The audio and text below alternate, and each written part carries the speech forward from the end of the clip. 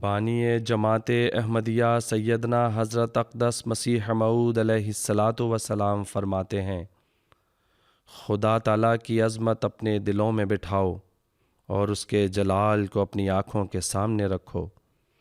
دنیا کی خوشحالی کی شرطوں سے خدا تعالیٰ کی عبادت مت کرو کہ ایسے خیال کے لیے گڑھا درپیش ہے، بلکہ تم اس لیے اس کی پرستش کرو کہ پرستش ایک حق خالق کا تم پر ہے۔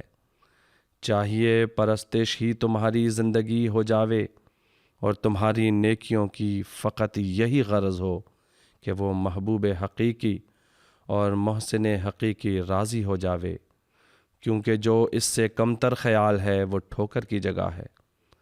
خدا بڑی دولت ہے، اس کے پانے کے لیے مصیبتوں کے لیے تیار ہو جاؤ۔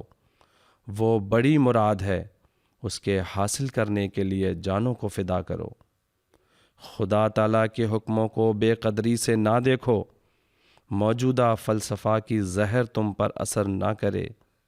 ایک بچے کی طرح بن کر اس کے حکموں کے نیچے چلو۔ نماز پڑھو کہ وہ تمام سعادتوں کی کنجی ہے۔